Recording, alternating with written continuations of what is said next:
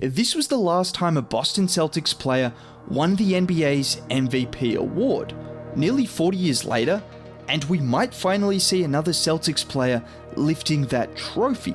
But before we spend too much time talking about Sam Hauser, Jason Tatum and the 15-4 Celtics have also had a pretty solid start to the season.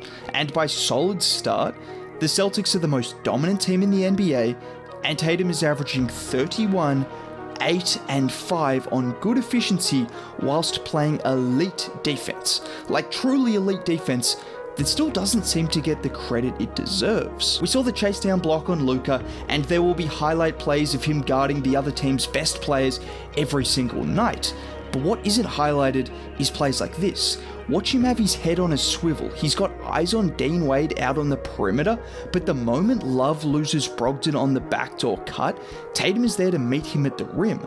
This is no fluke either. JT has continued to be a great, versatile on-ball defender, whilst now averaging over a block a game, which is more than the likes of Giannis and Jakob Poeltl. However, before we talk more about Jason Tatum's season, and why I would have him as the frontrunner for the MVP award at this point in time, I already alluded to it, but the Boston Celtics are the best team in the NBA.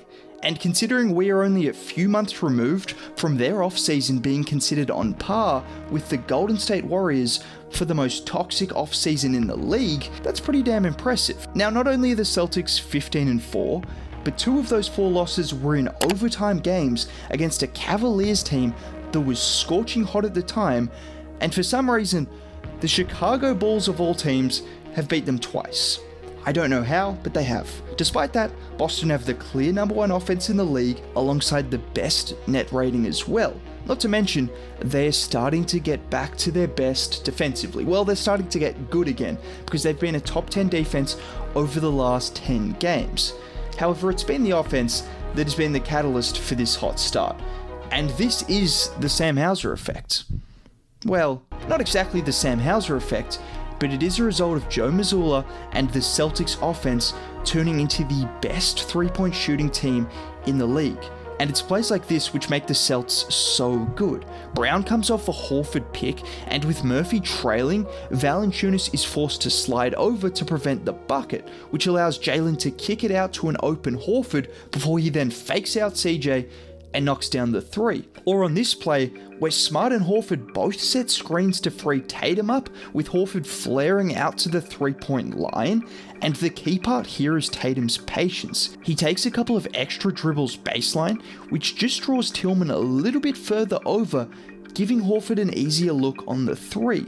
And Horford in particular is such a crucial part of the Celtics offense, because what the Celtics love to do is get Tatum or Brown moving downhill off the ball, like on this play where Horford sets a screen for Jalen going downhill, and with Brown having the step on, well, Brown, Jokic has to then fill the space, which frees up Horford to get a nice look from 3. And as much as I would love to turn this video into 10 minutes of me talking about Al Horford and Grant Williams as well, and the effect they've had on the Celtics offense, which has been profound, but there is a reason Jason Tatum is an MVP candidate and Jaylen Brown is an all-star.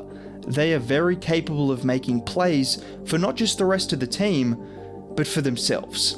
Let's focus on JT first, because he's reduced his mid-range shots from last year, which were by far his least efficient shots, and he's now getting to the rim and the free throw line more often.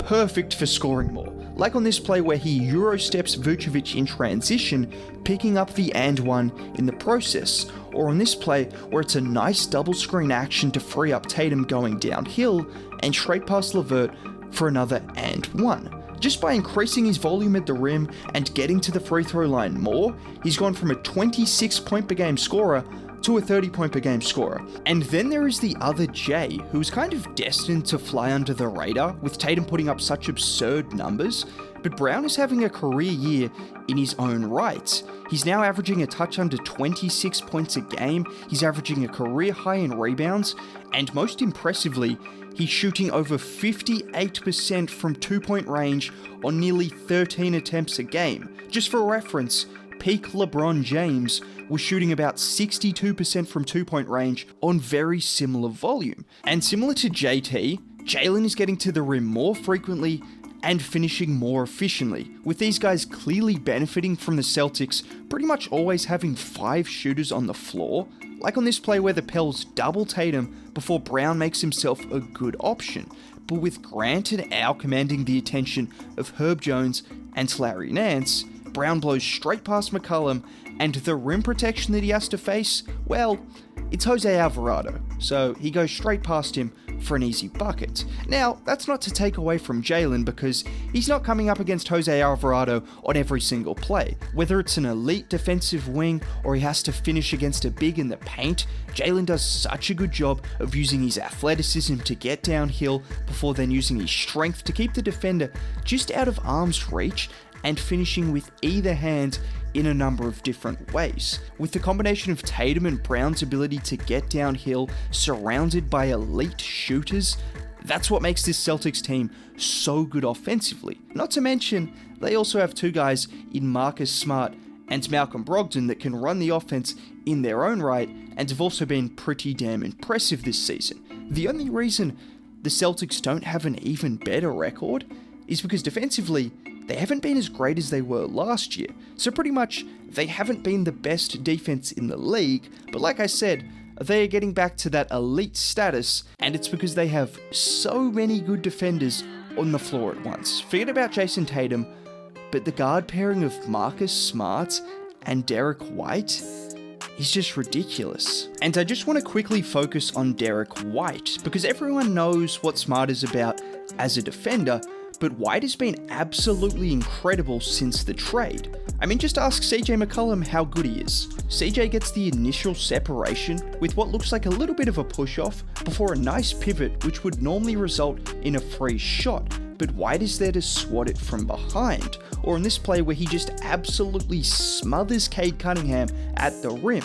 And that's just an encapsulation of what makes him so good. He's got the strength to stay with bigger guards, but is also so good at moving his feet and anticipating what the offensive player is going to do, whether this results in forcing turnovers through missed shots or steals and blocks. He's been one of the best guard defenders in the league, and that's what makes the Celtics such an elite defense going forward, because they've been able to keep teams quiet through the combination of perimeter defense and some rim protection from the likes of Jason Tatum, Luke Cornett, and Al Horford. But imagine having a guy that finished 4th in blocks per game last year and inserting him into this lineup. A guy that can make plays like this on a consistent basis. Doing what he does best. Just imagine looking at a potential closing lineup where the weak point defensively could be Jaylen Brown or Al Horford, to go along with the most potent offense in the NBA, and that's why the Celtics are a lot of people's bet to not just make it out of the East, but to go one step further this time. Anyways, if you did enjoy the video, a like would be greatly appreciated. Subscribe to the channel for more. Have a great day. Bye.